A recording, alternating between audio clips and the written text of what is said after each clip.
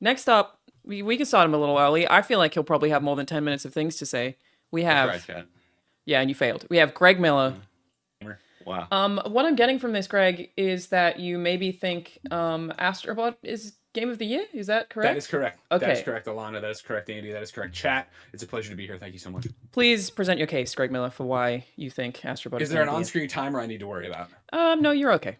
But before we again get to why AstroBot is Game of the Year, let's talk about why you shouldn't listen to the other presenters on this stream. I Wow. think Okay, that's this is interesting. Okay. very important. Mm-hmm. We'll start with Lucy James. Does she work at GameSpot? She actually Does she work at Giant Bomb? technically didn't even show up. So Lucy did not submit. I wish that would get her off the hook for this, Alanah, but it doesn't, because I'm sure there's some other clown here that's, am I Giant Bomb? Am I GameSpot? Am I CBS? Am I Fandom? Nobody knows anymore, all right? And so what I want to make sure everyone in the chat understands about Lucy James is that I lived with her, all right? And I always questioned her partner choice, but even beyond that, her legs bend backwards, and we called her horse legs. That's a real thing. Her knees work the opposite way. We call it horse legs. I urge you to as well. Roasted. Boom. Next, we're going to talk about Stella, of course. Everybody knows Stella Chung. She's going to come through today and talk about her Game of the Year. Of course, what you, need to know about Stella is just recently she was fired from IGN. Are we really going to listen to somebody who got fired from IGN? Alanah, you know better than anybody. What do we do to IGN? We leave IGN. Nobody gets I left fired. IGN. You left IGN. Next, let's talk about Destin Legary, another person from IGN, going to come in here, going to talk about what their Game of the Year is. At one point, Destin thought this was acceptable Dead Space cosplay. Okay? Yeah. Every time this image gets circulated, Jessica Negri rolls over in her grave. All right, she can't believe that this has happened. That somebody thought, and I know what you're saying, oh, Greg, don't cosplay shame, blah, blah, blah. Look at all the money this guy had to buy mint figures and put them on the wall. He couldn't invest in a better costume than this. So let's talk about Andy Cortez. I also employ Andy Cortez. All right. And first I was going to come at him, of course, for, hey, guess what, everybody? I'm here talking Elden Ring. It's a DLC. It shouldn't even be nominated. Alanah took care of that because she's never wrong. She's amazing. But also, let's just talk about, and I hate to do it. How Andy got the job as co-host here. All right? How he got to be the co-host of this stream. And the answer is pretty simple. Slept his way to the top. You know what I mean? It's all about who you know in this industry. There he is with Rahul. And they're a little too close. It's compelling. A little too close, if you ask me. And then finally, I think here on the list, of course, is Skill Up. Okay? Skill Up. He's going to be here early. And I think we all know why you can't listen to Skill Up. It's pretty simple. Sorry, well, that's the wrong slide. Skill Up, you shouldn't listen to him, of course. He's Australian. And if you didn't know, this place started as a prison colony. I didn't know.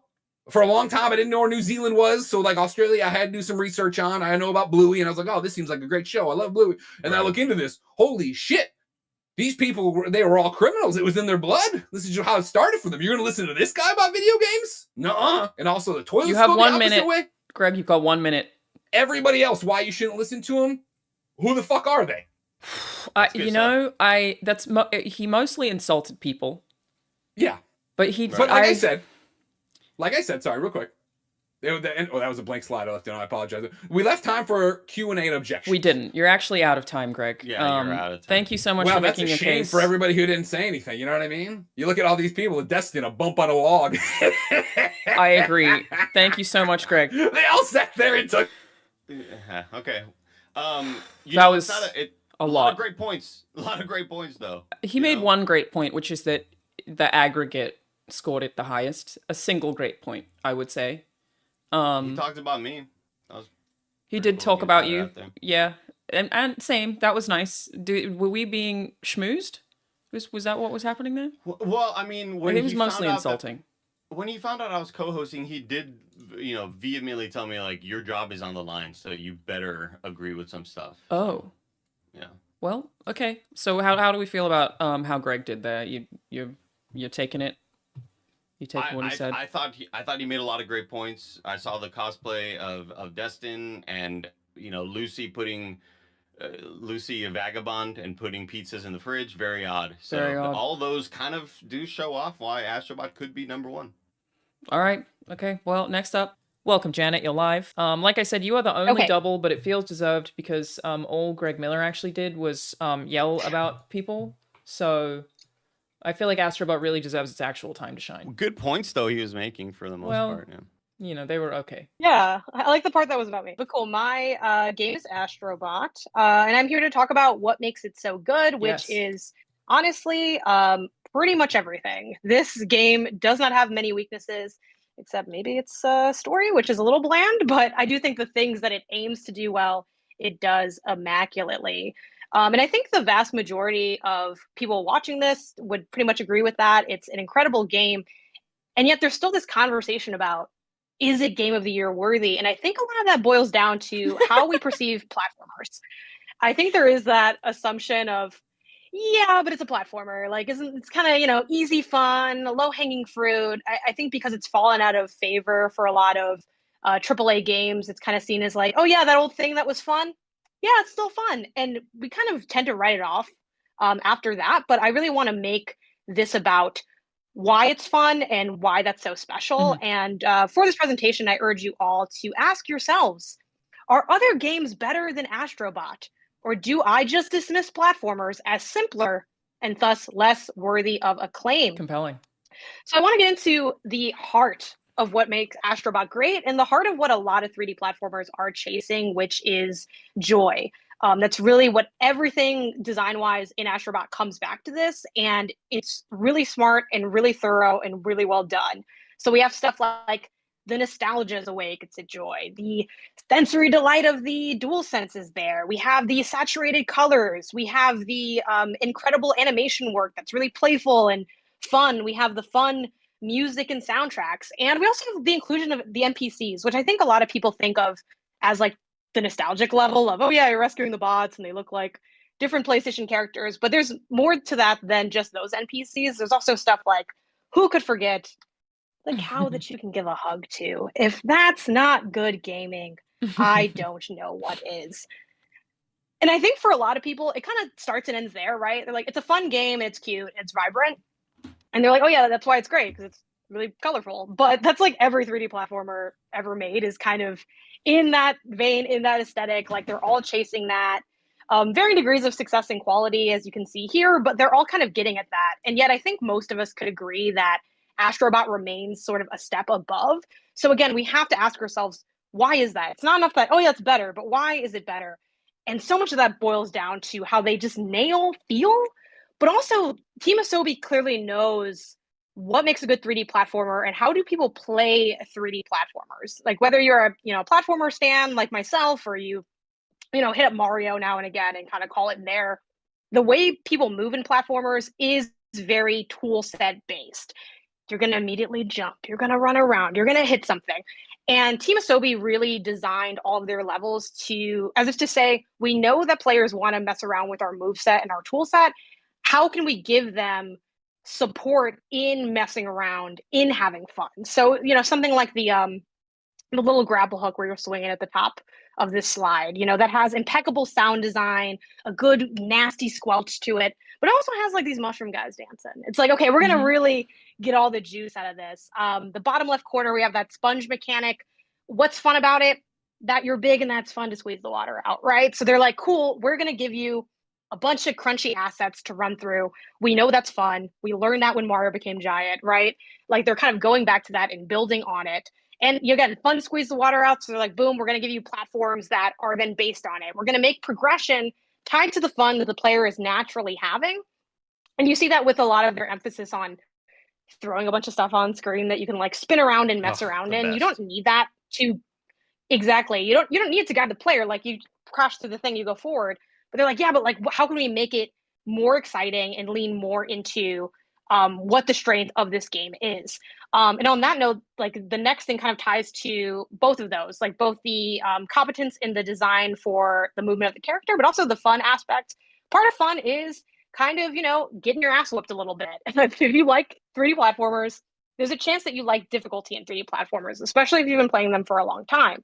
So the challenge levels are really them not just giving the players a chance to flex their skills, but them flexing their own skills in making a 3D platformer that's tight, that's precise. There are no cheap deaths here. There's only disappointment in your own capabilities. And that is so hard to do, especially when you're making these like wild gauntlets like this.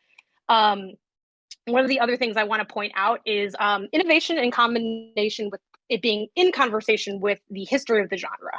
I think one criticism that's lobbied against AstroBot is that, oh, it's like Mario, but he's like small in PlayStation. Yes and no, right? Like there's definitely things they're pulling on that are hallmarks of the genre or video games holistically, things like shrinking down or slowing down time. But one, I would argue they do those among some of the best that have been done. Like the shrinking level is one of the coolest things ever, even though I shrink down all the time and I love it every So time. good. But I think the other thing that's really cool about AstroBot is it throws all these different ideas at the player. And as I was playing, I'm like, cool, it's great, it's fun. It's not gonna get better than this. And the answer is it kept getting better. Yeah. For me, this all culminates in that I think the level might be called like Luna or something, but it's the day-night level where you're both like changing the time of day, but also like manipulating the orientation of the level, like opening up this bigger aspect of exploration that you don't normally get in a genre like this, which I think is really, really cool how they can make stuff feel like it's paying homage to the genre, but also suddenly it's new again when Team Asobi does it. And on top of that, they have stuff that's really weird that I didn't know I wanted to do, that the second it appeared, I'm like, oh my God, how did you know I wanted to do this? I didn't know I wanted to do this. There's a level where you fight this trio of birds stacked on top of each other, and you have to break open their heads with the hover jump. But a big mechanic of that level is that you have this little backpack that can like suck up this like goo or honey or yolk or whatever and make these bouncy platforms. So you bounce your way up there, you hover jump to crack open the egg, and then you like suck the skull juice out, and Yeah. it's like super nasty Just what I wanted. and strange. Yes, it's exactly. It's like, why do they know everyone wanted this? But they did, and I think that also speaks to another thing that really comes through in playing AstroBot. You know, I'm not there in the room when they're designing and developing this game, but as the player, I really get that feeling that this team came together, had good ideas, and built on those good ideas and kept adding and re-embellishing. This is one of the most like overproduced games Yep. I've ever played, where they could have stopped like feeling like 6 iterations ago, and instead they're like, no, but then what if when you got here it did this animation, and when you stood on the platform it like lit up and also had a sound, and then you could do like, they just kept riffing on their great ideas, and I think that is super cool. And one of the last points I want to make, which is funnily enough one of the first things people compliment on the game, is like the collectathon. I do think it's a fantastic, collectathon format, but I also think that they do a great job making it where you're collecting in part for progression, but also you get cool stuff. Like one of the things you can unlock is this place called Safari Park, which is just a place full of cute animals that you can like take pictures with, and it's how you get the photo mode. So I think that's super rad, and just a way to really like think through everything. Everything is so purposeful. The bots you collect help you reach other areas in the hub world. Like everything is so well thought out. So I definitely think it's not enough for, yeah, AstroBot is fun. The end. I think I implore people that do enjoy this game and appreciate this game to really unpack why and all the great stuff that goes into it, because that is what makes it GOTY status, in my opinion.